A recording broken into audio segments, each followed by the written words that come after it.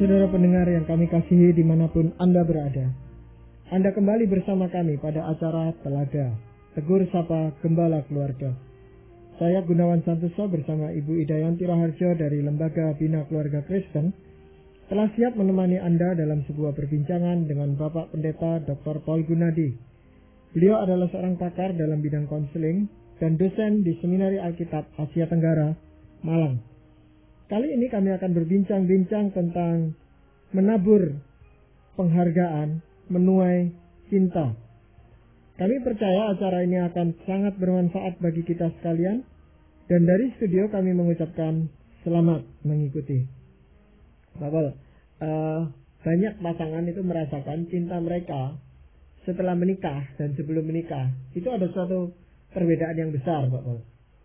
Ya, kalau waktu berpacaran mereka begitu menggebu-gebu, jadi hidupnya diwarnai dengan bunga-bunga cinta. Lalu setelah menikah, bunga-bunga cinta itu rasanya hilang gitu. Nah, sebenarnya apa yang harus dilakukan oleh pasangan suami istri itu untuk tetap membina hubungan cinta mereka? Yang Pak Gunawan katakan tepat ya, jadi itu pengamatan yang juga sering saya lihat Pak Gunawan, di mana banyak pasangan nikah setelah menikah seolah-olah kehilangan cinta kasihnya. Seolah-olah memang cinta itu hanyalah mempunyai tempat dalam masa berpacaran. Dan setelah menikah, cinta itu ya kehilangan tempatnya. Saya akan memberikan satu konsep yang menjadi dasar dari apa yang akan saya sarankan nanti. Yaitu, cinta kasih dapat kita wujudkan dalam bentuk penghargaan. Saya memahami bahwa cinta itu jauh lebih luas daripada penghargaan. Namun, penghargaan itu dapat menjadi wujud nyata dari cinta kasih. Dan ini poin kedua yang saya mau tekankan. Makin banyak penghargaan, makin besar kemungkinan cinta kasih itu tetap bertahan. Jadi cinta kasih yang kehilangan aspek penghargaan, lama-lama akan kehilangan cinta itu sendiri. Jadi waktu penghargaan diberikan dengan berlimpahnya, cinta juga cenderung akan terus bertahan. Yang pertama adalah, saya meminta agar kita ini yang sudah menikah untuk sering-sering mengungkapkan rasa terima kasih kita kepada pasangan kita. Sering-sering mengungkapkan bahwa kita ini bersyukur dia adalah suami atau istri kita. Mungkin ada di antara saudara yang mendengarkan akan berkata, tapi bagaimana kalau suami saya kok sifatnya seperti itu? Bagaimana kalau memang suami istri saya sifatnya seperti itu? Nah, sudah tentu yang menjadi problem harus kita selesaikan terlebih dahulu. Sebab pertengkaran yang tidak terselesaikan niscaya akan membunuh cinta kasih kita. Nah, kalau sudah selesai, kita harus buru-buru mengisi hubungan nikah kita itu dengan ungkapan-ungkapan terima kasih. Hal yang sederhana misalnya seperti apa? Misalkan, kita mengucapkan terima kasih sewaktu hari ini suami kita membukakan pintu untuk kita. Atau waktu istri kita memasak dengan biasa saja, bukan harus luar biasa untuk kita. Waktu kita melihat misalnya suami kita memberikan perhatian kepada anak kita. Waktu kita melihat istri kita kok begitu telitinya dengan anak-anak. Hal-hal kecil seperti itu saya harap tidak luput dari perhatian kita. Dan cepat-cepatlah kita memberikan ungkapan terima kasih itu. Iya. Kalau ungkapan terima kasih itu diucapkan secara langsung gitu Pak Paul ya.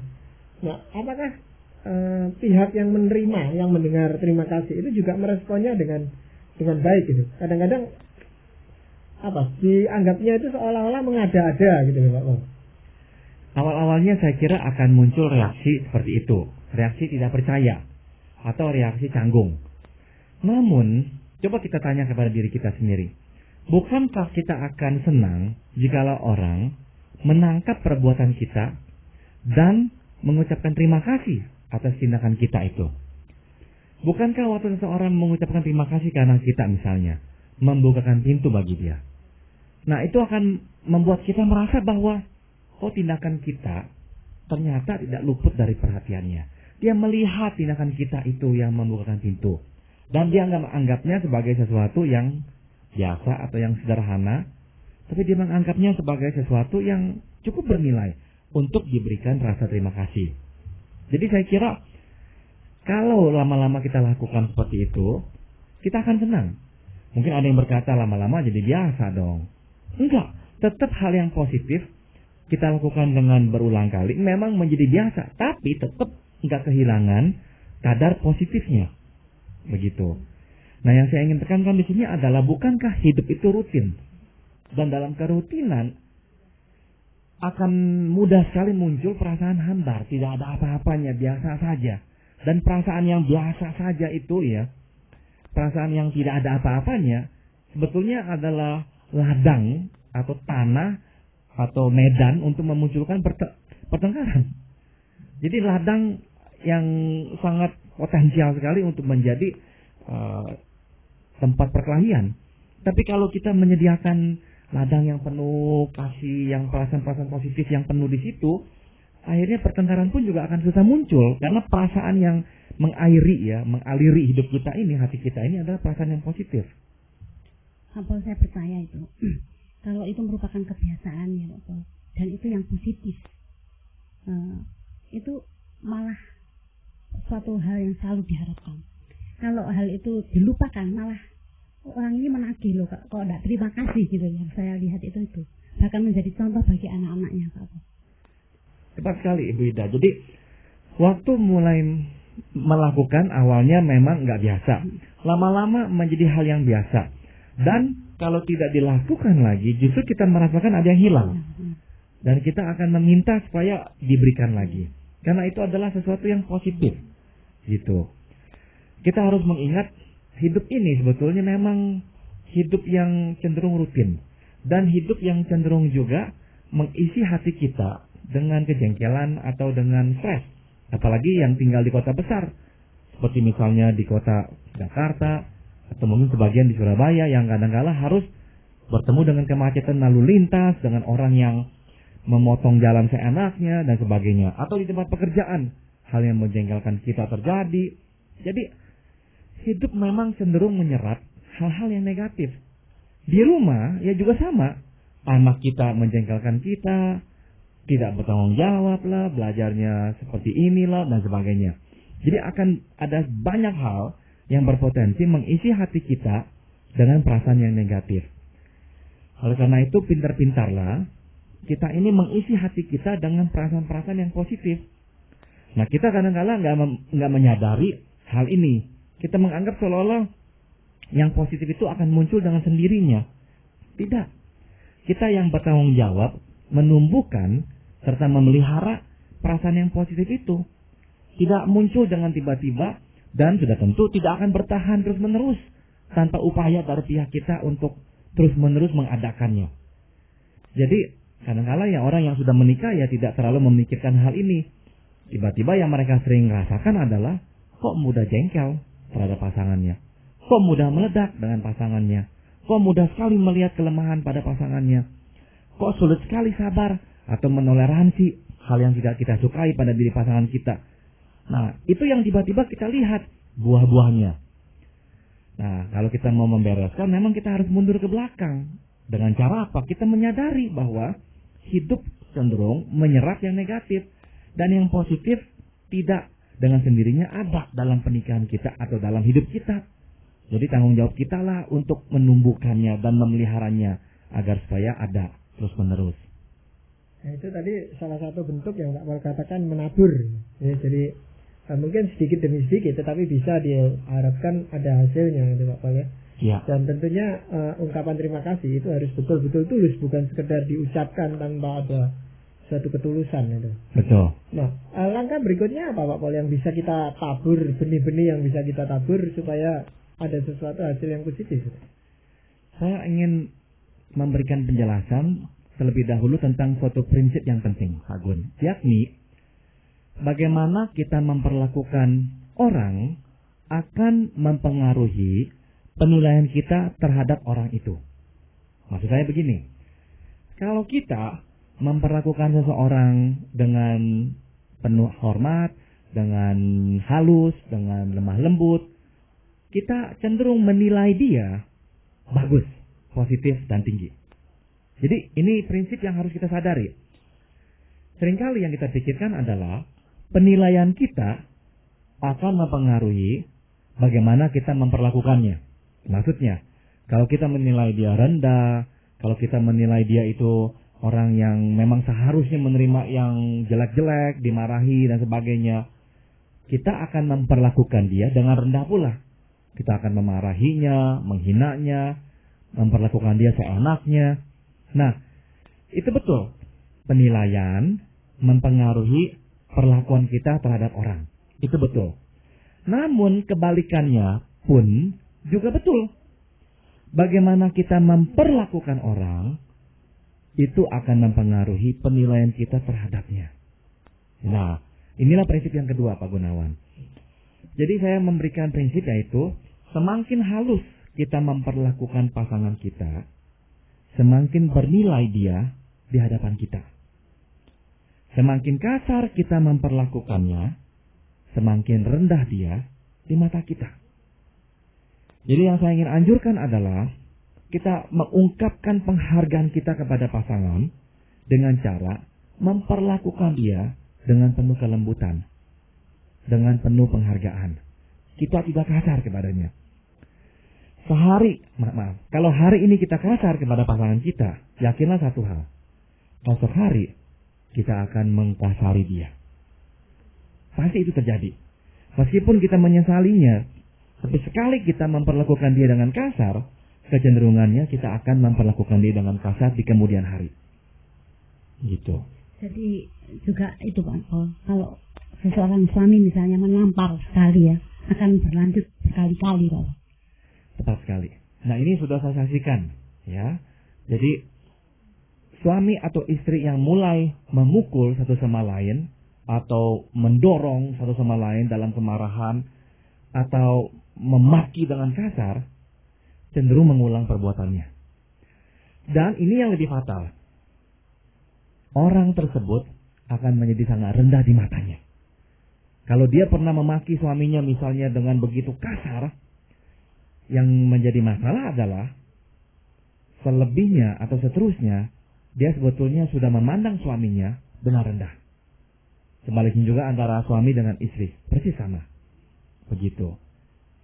Jadi makanya dalam pertengkaran kita harus menjaga batas-batas. Ini harus kita hormati. Baik suami maupun istri harus menghormati batas-batas itu. Misalnya batas yang tidak boleh kita langgar adalah memukul istri atau suami kita. Mendorongnya dengan kasar, tidak boleh kita lakukan. Atau kita memaki-maki dia. Tidak boleh itu. Karena waktu kita mulai memaki-maki suami atau istri kita sebetulnya sudah memandang dia rendah. Dan kita cenderung akan mengulang perbuatan kita di kemudian hari. Begitu. Dan si pelaku itu pun juga nilainya rendah, Pak. Betul. Jadi yang satunya juga akan melihat kita dengan matanya rendah. Karena kita telah memperlakukan dia dengan rendah. Begitu, itu responsnya. Ya. Tapi biasanya kan seseorang itu diperlakukan kasar dan sebagainya itu ada alasannya gitu Pak Mal ya. Tidak tiba-tiba kita itu memperlakukan pasangan itu kasar dan sebagainya. Ada yang mengatakan loh, kalau tidak diperlakukan seperti itu, ya, dia malah nanti kurang ajar gitu loh Pak Mal. Cenderungnya memang kita lagi marah, kita ini mau menyakiti pasangan kita. Oleh karena itu yang penting dalam pernikahan adalah aturan main yang kita sepakati. Saya kira hampir semua manusia ya, dalam kemarahan mempunyai keinginan menyakiti pasangannya. Supaya apa? Sama-sama sakit. Waktu kita merasa tersakiti luar biasa, respons natural kita adalah membalas menyakiti pasangan kita. Agar dia tahu rasanya sakit seperti apa. Itu saya kira alamiah. Manusiawi dalam pengertian itulah sifat dosa yang sudah bersarang dalam daging kita ini. Oleh karena itu penting sekali suami dan istri itu menetapkan aturan main yang dua-duanya harus taati. Jadi yang pertama, jangan sampai memukul. Yang kedua, jangan sampai mencaci maki. Boleh marah, tapi jangan sampai mencaci maki. Kalau mulai ada yang mencaci maki, itu langsung harus diberikan bendera. Engkau telah melewati batas. Dan kalau engkau serius mau mempertahankan pernikahan ini, jangan ulangi lagi. Stop lakukan itu. Nah, jadi memang dua orang, suami istri itu harus benar-benar serius mau menegakkan aturan main ini. Kecenderungan kita, saya setuju dengan Pak Gunawan. Kita ingin menyakiti pasangan kita. Dan kita pasti punya alasan kenapa dia harus disakiti. Tapi aturan main tetap harus ditegakkan. Sehingga akhirnya respect itu tidak tercemari. Sebab begitu kita langgar, respect langsung hilang. Kita nggak respect pada pasangan kita. Jadi dengan kata lain kita nggak akan respect kepada orang yang kita caci maki. Justru itu loh, bagaimana menimbulkan perasaan di dalam diri kita dengan kesungguhan tentunya, kesadaran bahwa memang pasangan ini sesuatu yang berharga, yang patut diperlakukan dengan sangat istimewa gitu loh Pak. Nah, prinsip yang kedua tadi Pak Gunawan, memang nggak dengan otomatis menumbuhkan penghargaan. Prinsip yang pertama tadi lebih dengan langsung menumbuhkan penghargaan, yaitu cari-cari yang positif dan berterima kasih atas sumbangsinya, atas apa yang dia perbuat untuk kita. Yang kedua sebetulnya memang dengan langsung tidak menumbuhkan penghargaan. Tapi prinsip kedua ini justru memelihara atau melindungi penghargaan. Sebab penghargaan bukan saja harus ditumbuhkan, tapi juga harus dilindungi, harus dijaga. Jangan sampai akhirnya tersapu bersih oleh tindakan-tindakan kita yang kasar itu. Jadi penguasaan diri juga itu penting ya Pak Boy. Penting sekali. Kita boleh marah, prinsipnya ya, jangan memarah-marahi. Itu dua hal berbeda. Boleh marah, kadang-kadang kita memang ada kemarahan yang patut kita cetuskan, silakan. Tapi prinsipnya jangan memarah-marahi. Begitu. Ya. Nah, selain rasa terima kasih dan penghargaan, apakah ada hal lain yang bisa dilakukan? Prinsip yang ketiga adalah ini Pak Gunawan. Saya akan berikan latar belakangnya dulu, yaitu cinta terlihat jelas dalam perbandingan. Saya akan jelaskan yang saya maksud. Cinta terlihat jelas dalam perbandingan, dalam pengertian sewaktu dibandingkan dengan bagaimana kita memperlakukan orang lain. Saya misalnya bisa berkata kepada istri saya sangat mencintaimu. Saya tidak bisa hidup tanpa engkau. Tapi, kalau orang lain minta saya pergi, orang lain ngundang saya itu nomor satu akan mendahulukan orang lain. Dan saya akan dengan mudah sekali mengesampingkan istri saya. Dia tidak akan melihat cinta saya. Semua yang saya ucapkan kepada dia waktu kami berduaan tidak berdampak. Karena waktu dibandingkan dengan bagaimana saya memperlakukan orang lain, ternyata dia dinomor duakan. Nah, dengan pendahuluan itu saya memberikan prinsip ketiga. Yakni, mengorbankan kepentingan sendiri, itu cinta. Mengorbankan kepentingan pasangan kita, itu menomor duakannya. Nah, seringkali ini yang kita lakukan. Misalkan ada orang meminta sesuatu. Kita menuruti permintaan orang. Baik itu saudara kita, orang tua kita, atau siapapun. Pasangan kita di rumah akan kita tuntut untuk mengerti. Nah, ini bukannya berarti tidak boleh sama sekali. Kadang-kala itulah yang harus kita lakukan dan pasangan kita ya seyogianya mengerti lah. Namun kalau terus-menerus itu yang terjadi, kita lebih mudah ya memberikan yang diminta oleh orang lain. Akhirnya pasangan kita akan merasa dia dinomor duakan. Nah, kita bisa berkata, saya sebetulnya ya menuruti kemauan orang saja, saya bukan menomor duakan engkau. Nah, sebetulnya yang terjadi adalah waktu kita menuruti kemauan orang atau permintaan orang, sebetulnya kita sedang memenuhi kebutuhan kita sendiri, kepentingan kita sendiri. Yang kita korbankan kepentingan pasangan kita. Walaupun kita tidak melihatnya demikian, kita melihatnya saya hanya melakukannya demi orang lain. Tapi supaya orang lain apa? Supaya orang lain senang dengan kita, tetap menyukai kita. Jadi akhirnya kita memang menomorsatukan kepentingan kita. Maka saya tegaskan, mengorbankan kepentingan sendiri, itulah cinta. Waktu orang lain akhirnya misalnya nggak suka dengan kita karena kita mendahulukan pasangan kita. Itu baru mengorbankan kepentingan sendiri. Gitu. Yang sering kali kita lakukan kebalikannya. Kita justru menomorduakan atau mengorbankan kepentingan pasangan kita. Supaya nama baik kita tetap terjaga. Ya, mungkin dalam hal itu memang ada suatu perasaan kalau pasangan kita itu akan lebih gampang mengerti kita daripada orang lain mengerti kita, gitu Pak Paul. Betul sekali. Itulah memang yang akhirnya menjadi dasar bagi kita menomorduakan kepentingan dia. Karena toh dia mengerti. Namun ini dia masalahnya. Waktu itu kita lakukan cukup sering, itu akan mengikis cinta kasih. Karena cinta sekali lagi ya, akan terlihat dan muncul dengan jelas dalam wadah perbandingan. Jika tidak ada perbandingan, cinta itu benar-benar suram, kabur, tidak nampak warnanya. Namun waktu dibandingkan dengan bagaimana kita memperlakukan orang lain, cinta itu terhadap pasangan kita baru muncul dengan begitu jelas. Dan itu mendatangkan kecemburuan, Pak Paul. Bisa-bisa kecemburuan, betul. Dari pasangan kita ya. Betul. Tapi salah satu itu bukan cuma menyangkut orang lain, Pak Paul ya. Hobi kita pun bisa menggeser posisi pasangan kita, Pak Paul. Bagus sekali contoh itu Pak Gunawan. Bukankah itu yang sering terjadi? Hobi kita betul jadi berhala ya Bu Ida ya. Atau misalnya pekerjaan juga bisa. Ya, berhala dalam hal ini istri kita yang terkalahkan gitu ya. Iya. Dalam hal tertentu ya. Nah, tapi ini Pak Paul yang terjadi sekalipun sudah porsinya katakan menurut ukuran si suami atau si istri, dia sudah memberikan perhatiannya kepada pasangannya. Tapi kan tidak mungkin 100% itu. Dia kan tetap, pasangannya juga harus tetap menyadari bahwa ada hal-hal lain yang dimana dia harus ya istilahnya itu dikalahkan gitu. Nah, dalam hal ini bagaimana Pak mengomunikasikannya? Jadi prinsipnya begini, kalau hubungan itu sudah kuat dan pasangan kita tahu bahwa kita mencintai dia karena wujud nyatanya sudah ada, dia tidak akan terus-menerus menuntut pembuktian itu. Itu yang saya sering lihat. Kalau terus-menerus menuntut pembuktian, ini menunjukkan kekurang dewasaan pasangan kita. Itu lama-lama kita harus memang batasi. Kita harus sadarkan pasangan kita. Namun dalam pasangan yang memang sudah dewasa, seharusnya lah kalau dia sudah tahu kita mencintai dia dalam wujud nyata tadi ya, bukan hanya dalam kata-kata, dia tidak akan begitu kaku menuntutnya.